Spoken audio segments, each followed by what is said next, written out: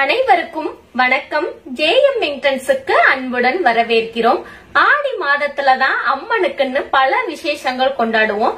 அதனாலதான் ஆடி மாசத்தை அம்மனுக்கே உரிய மாதம்னு சொல்றோம். ஆடி மாதத்துக்குரிய சிறப்பு பதிவுகள் நம்மளோட சேனல்ல பாத்துட்டு இருக்கோம். இந்த 2025வது வருடம் ஆடி பூரம் ஜூலை 28 தமிழ் தேதிக்கு ஆடி 12 திங்கட்கிழமை அன்னைக்கு வருது. திரு ஆடிப்புறத்தோட சேர்த்து நாக சதுர்த்தியும் வர்றதுனால அம்பாளோட சேர்த்து நாகரையும் வழிபட்டோம்னா நம்ம கேட்டது அப்படியே கிடைக்கும்.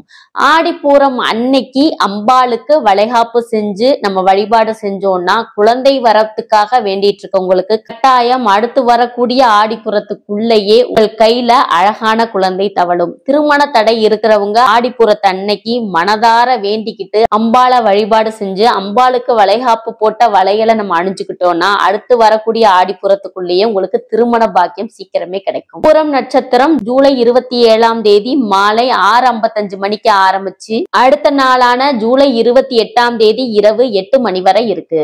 ஆடிப்புறத்துலதான் அம்மன் அவதரிச்சாங்கன்னு உலகத்தை காப்பாத்துறதுக்காக அம்பாள் சக்தியாக உருவெடுத்த நாள்னு சொல்றாங்க. இந்த நாள்ல பக்தர்கள் அம்மனை வழிபடுவதன் மூலமா அவர்களோட பாவங்கள் நீங்கி புண்ணியங்கள் பெருகுங்கிறது ஒரு ஆன்மீக நம்பிக்கை. ஆடிப்புறம் அன்னைக்கு சித்தர்களும் யோகிகளும் தங்களோட தவத்தை முடிச்சு பூமியில அவதரிச்சதாகவும் சொல்றாங்க. பூரம் நட்சத்திரத்தை பிறந்த நாளதான் நம்ம ஆடிப்புறமா கொண்டாடுறோம். இந்த ஆடிப்பூர விழாவை ஸ்ரீவில்லிபுத்தூர்ல 10 நாள் திருவிழாவா வெகு விமரிசையா கொண்டாடுவாங்க. ஆடிப்பூரம்னா என்ன, கோயில்லையும் சரி வீட்லயும் சரி எப்படி வழிபாடு நடத்தணும், ஆடிப்பூரம் அன்னைக்கு என்னென்ன விஷயங்கள் செய்யணும், ஆடிப்பூர அன்னைக்கு அம்மனுக்கு வளைகாப்பு செய்யறங்கிறது வெகு சிறப்பான ஒரு விஷயம். அந்த வளைகாப்பு எப்படி வீட்லயே அம்பாளுக்கு நடத்தணுங்கிறத இந்த பதிவுல பார்க்கலாம். அதனால கடைசி வர வீடியோவை ஸ்கிப் பண்ணாம பாருங்க, உங்களுக்கு உதவியாக இருக்கும். முதல்ல ஆடிப்பூரம்னா என்னன்னு பார்க்கலாம். அம்மனுக்கு படையல் போட்டு வழிபாடு செய்யக்கூடிய நாள் தான் இந்த ஆடிப்பூர விழா. பூமாதேவி இந்த உலகத்தையே காப்பாத்துறதுக்காக ஆண்டாளாக பூரம் நட்சத்திரத்துல அவதரிச்ச நாள் தான் ஆடிப்பூரம். இப்ப கோவில்ல ஆடிப்பூரத்தன்னைக்கு எப்படி வழிபாடு செய்யலாம் அப்படிங்கறத பாக்கலாம். எல்லா அம்மன் கோயில்கள்லயுமே ஆடிப்புற விழா வெகு விமரிசையா கொண்டாடுவாங்க. பால் குடம் எடுப்பாங்க, முளைப்பாரிய வளத்தை ஆத்துல விடுவாங்க, தீ மிதிப்பாங்க, விளக்கு பூஜை பண்ணுவாங்க, மாவிளக்கு வைப்பாங்க, அம்மனுக்குன்னு சந்தன காப்பு மஞ்சள் காப்பு அலங்காரதெல்லாம் பண்ணுவாங்க. முக்கியமா ஆடிப்பூரத்தன்னைக்கு அம்மனுக்கு வளையல் மாலை கட்டி வளையல் அலங்காரம் பண்ணுவாங்க. ஒவ்வொரு கன்னி பெண்ணுக்குமே திருமணம் தடையில்லாம நடக்கணும், தாலி பாக்கியம் வேணும், குழந்தை பேரு கிடைக்கணும், கர்ப்பமா இருக்கிறவங்களுக்கு சுகப்பிரசவம் ஆகணும், கணவன் மனைவி ஒற்றுமை அதிகரிக்கணும் அப்படின்னு ஏதாவது ஒரு கோரிக்கையை நினைச்சு நம்ம ஒற்றைப்படையில இருக்கிற மாதிரி அம்பாளுக்கு வளையல் வாங்கி கொடுக்கணும். நம்ம ஏதாவது ஒரு கோரிக்கையை நினைச்சு வாங்கி கொடுக்கற வளையலை வச்சுதான் அம்பாளுக்கு வளையல் அலங்காரம் பண்ணுவாங்க. இந்த பூஜை வழிபாடு எல்லாமே முடிச்சிட்டு என்ன பண்ணுவாங்கன்னா அம்பாளுக்கு அலங்காரம் பண்ண வளையலை வந்தவங்களுக்கு எல்லாத்துக்குமே பிரிச்சு கொடுப்பாங்க. பெண்களும் சாமி கிட்ட இருந்து வாங்கின வளையலை தன்னோட கைகள்ல போட்டுக்குவாங்க. அடுத்த வருஷமே நம்ம என்ன கோரிக்கையை நினைச்சு நம்ம வளையல் வாங்கி கொடுக்கறோமோ அந்த கோரிக்கை அப்படியே நடந்துருங்கிறது ஒரு நம்பிக்கை. அதனால இந்த வருஷம் வரக்கூடிய ஆடிப்பூரத்தன்னைக்கு கோயில்ல அம்பாளுக்கு அலங்காரம் பண்றதுக்காக ஏதாவது ஒரு கோரிக்கையை நினைச்சு ஒற்றைப்படையில இருக்கிற மாதிரி வளையல் வாங்கி கொடுங்க. கோவில்ல எப்படி ஆடிப்பூர வழிபாடு செய்யணுங்கிறத பார்த்தோம். இப்ப வீட்லயே எப்படி வழிபாடு செய்யணுங்கிறத பார்க்கலாம். எந்த ஒரு பூஜை எந்த ஒரு விரதம் நம்ம வீட்டுல பண்றதா இருந்தாலும் முதல் நாளே வீடை எல்லாமே சுத்தம் பண்ணணும், பூஜை பொருட்கள் எல்லாமே சுத்தம் பண்ணணும்னு நம்மளோட ஒவ்வொரு பதிவுகள்லயுமே பாத்துட்டு இருக்கோம். ஆடிப்பூரத்தன்னைக்கு அதிகாலையிலே எந்திரிச்சு குளிச்சுட்டு வாசல் தெளிச்சு கோலம் போட்டுருங்க. முதல்ல ஒரு தட்டுல தேங்காய், வாழைப்பழம், வெற்றிலை பாக்கு, பூ இதெல்லாம் வைக்கணும். மற்றொரு தட்டுல காதோல கருகமணி, இது பூஜை பொருட்கள் விற்கக்கூடிய கடைகள்ல கிடைக்கும், வாங்கி வச்சுக்கோங்க.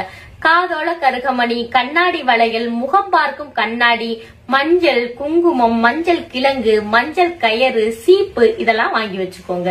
நம்ம பயன்படுத்தின சீப்போ நம்ம பயன்படுத்தின முகம் பார்க்கும் கண்ணாடியோ நம்ம பூஜையில வைக்க கூடாது. பூஜைக்குன்னு தனியா புதுசா வாங்கி வச்சுக்கோங்க.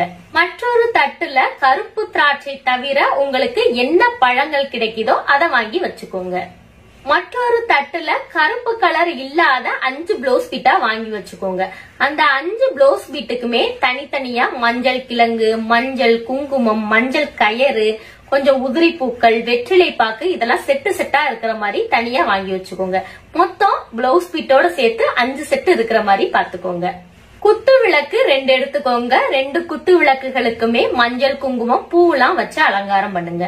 உங்ககிட்ட அம்மனோட திருவுருவ படம் இருந்தாலும் சரி, அம்மனோட சிலைகள் இருந்தாலும் சரி, அதை நல்லா சுத்தம் பண்ணிட்டு திருவுருவ படத்துக்கும் சரி, சிலையா இருந்தாலும் சரி, மஞ்சள் குங்குமம் வச்சு பூ வச்சு அலங்காரம் பண்ணுங்க. மஞ்சள் நிற நூல்ல ஒற்றை படையில இருக்கிற மாதிரி வளையல்கள் எடுத்து மாலையா ரெடி பண்ணி அம்பாளோட திருவுருவ படத்துக்கு போடணும். வெள்ளை நிற நூல் தான் இருக்கு அப்படிங்கிற பட்சத்துல வெள்ளை நிற நூலுக்கு மஞ்சள்ல தோய்ச்சிட்டு கூட நீங்க மாலையா கட்டிக்கலாம். இததான் நம்ம அம்பாளுக்கு வளைகாப்பு நடத்துறதுன்னு சொல்றோம். முதல்ல நம்ம ஒரு வெற்றிலை நல்லா கழுவிட்டு மஞ்சள்ல விநாயகர் பிடிச்சு வச்சு விநாயகருக்கு மஞ்சள், குங்குமம், பூ இதெல்லாம் வைக்கணும். நாங்க ஆடிப்பூர வழிபாடு செய்ய போறோம், எங்களுக்கு எந்தவித தடங்களும் இல்லாம நல்லபடியா அந்த பூஜை நடந்து முடியணும்னு முழு முதற் கடவுளான விநாயக பெருமான வேண்டிக்கணும்.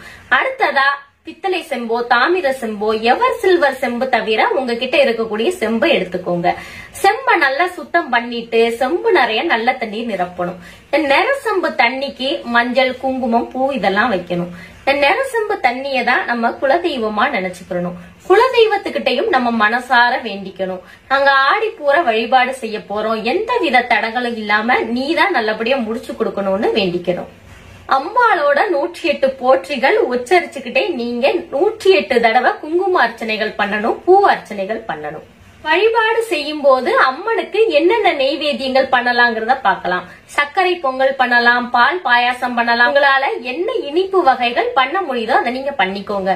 ஒண்ணுமே எங்களால செய்ய முடியாதுங்க, சிம்பிளா சொல்லுங்க அப்படின்னு சொல்றவங்களுக்கு காய்ச்சின பசும்பால்ல நாட்டு சக்கரை கலந்து கூட நீங்க வச்சு நெய்வேத்தியமா படைக்கலாம். திருமண தடை நீங்கணும்னு நினைக்கிறவங்களும் குழந்தை பாக்கியத்துக்காக வெயிட் பண்ணிட்டு இருக்கவங்களும் ஆடிப்பூர வழிபாடு முடிச்சிட்டு ஒரு முக்கியமான விஷயம் செய்யணும். ரொம்ப கஷ்டமான விஷயம் எல்லாம் இல்லங்க, ரொம்ப ஈஸியான விஷயம் தான். இத நீங்க செஞ்சீங்கன்னா அடுத்து வரக்கூடிய ஆடிப்பூரத்துக்குள்ள நீங்க என்ன கோரிக்கை நினைச்சு வேண்டிக்கிறீங்களோ அது அப்படியே நடக்கும். நம்ம ஏதாவது ஒரு கோரிக்கை நினைச்சு வேண்டிக்கணும்னு நினைக்கிறவங்க ஒரு வேளையாவது நீங்க சாப்பிடாம விரதம் இருந்து வேண்டிக்கணும். ஆடிப்பூர வழிபாடு எல்லாமே நம்ம முன்னாடி பார்த்தது மாதிரி முடிச்சிட்டு ஒரு மனை பலகையை எடுத்து சுத்தம் பண்ணிக்கோங்க. மனை பலகையை எடுத்து திருமணம் தடை நீங்க வேண்டிய ஆணாக இருந்தாலும் சரி, பெண்ணாக இருந்தாலும் சரி, அல்லது குழந்தை பாக்கியம் வேண்டி விரதம் இருக்கிறவங்களா இருந்தாலும் சரி, அவங்கள கிழக்கு முகமா அந்த மனை பலகையில உட்கார வைங்க.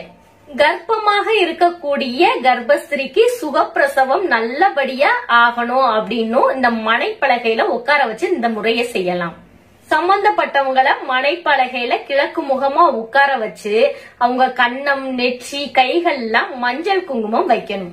மனைப்பலகையில உட்கார்ந்துருக்கிறது ஆணாக இருந்தாங்க அப்படின்னா நம்ம பூஜை செய்யும் போது குங்கும அர்ச்சனை பண்ணோம் பாத்தீங்களா, அந்த குங்குமத்தை எடுத்து வச்சுட்டு அட்சதை தூவி இந்த முறையை முடிச்சுக்கலாம். மனைப்பலகையில உட்கார்ந்துருக்கிறது பெண்களா இருந்தாங்க அப்படின்னா அவங்களுக்கு நம்ம வளையல் மாலை அம்பாளுக்கு கட்டி போட்டிருக்கோம்ல, அதை எடுத்து அவங்க கைகள்ல போட்டு விடுங்க. அட்சதை தூவி ஆரத்தி எடுத்துருங்க. அடுத்த வருஷம் வரக்கூடிய ஆடிப்பூரத்துக்குள்ள நாங்க நினைச்ச கோரிக்கை முடிவடையணும் அப்படின்னு மனசார வேண்டிக்கோங்க. ஆரத்தில எடுத்து முடிச்சுட்டு இன்னும் ஒரே ஒரு விஷயம் செய்யணும். என்ன விஷயம்னா, மனைப்பலகையில உட்கார்ந்துருக்கக்கூடிய பெண்ணோட முந்தி பகுதியை எடுத்துக்கோங்க. முந்தி பகுதியில ஒரு தேங்காய், வெற்றிலை பாக்கு, வாழைப்பழம் இதெல்லாம் வச்சு ஒரு முடிச்சு மாதிரி போட்டுக்கோங்க. அந்த முடிச்ச அவிழ்க்காம பூஜை அறைக்கு போய் நம்ம பூஜை பண்ணோம் பாத்தீங்களா, அம்பால நம்ம என்ன கோரிக்கை நினைச்சு வேண்டமோ, அதாவது எங்களுக்கு சீக்கிரம் திருமணம் நடக்கணும், அல்லது குழந்தை பாக்கியம் வேணும், இல்லங்க நாங்க கர்ப்பமா இருக்கோம், எங்களுக்கு சுகப்பிரசவமா ஆகணும், என்ன கோரிக்கை நீங்க நினைக்கிறீங்களோ அத மனம் உருகி அம்பாள் கிட்ட வேண்டிக்கணும். இந்த முறைய நம்ம செஞ்சோம்னா அடுத்த வருஷம் வரக்கூடிய ஆடிப்பூரத்துக்குள்ள நீங்க என்ன கோரிக்கைகள் நினைச்சு மனமுருகி வேண்டிக்கிறீங்களோ அது அப்படியே நடக்கும். இது அனுபவத்தால உணர்ந்த உண்மை. இந்த ஆடிப்பூர வழிபாட்டுனால நீங்க பயன் பெற்றீங்க அப்படின்னா எங்களோட வீடியோக்கு கீழே கமெண்ட் பண்ணுங்க, நாங்களும் தெரிஞ்சுக்கிறோம். ஆடிப்பூரத்தை அன்னைக்கு முடிஞ்ச அளவுக்கு 2 பேருக்குனாலும் சாப்பாடு வாங்கி கொடுங்க. என்றவர்களுக்கு செய்கின்ற தானத்தை விட இயலாதவர்களுக்கு செய்யக்கூடிய தானம் தான் சிறந்தது. இந்த பதிவு உங்களுக்கு பயனுள்ளதா இருக்கு அப்படின்னு தோணுச்சுன்னா உங்களோட உற்றார் உறவினர்கள் நண்பர்களுக்கு பகிர்ந்துக்கோங்க. இந்த பதிவு பற்றிய சந்தேகங்கள் உங்களுக்கு இருந்தா கமெண்ட் செக்ஷன்ல கமெண்ட் பண்ணுங்க, நான் ஆன்சர் பண்றேன். இந்த வீடியோ உங்களுக்கு பிடிச்சிருந்ததுன்னா லைக் பண்ணுங்க, ஷேர் பண்ணுங்க, மறக்காம JM Internsக்கு சப்ஸ்கிரைப் பண்ணுங்க. நன்றி.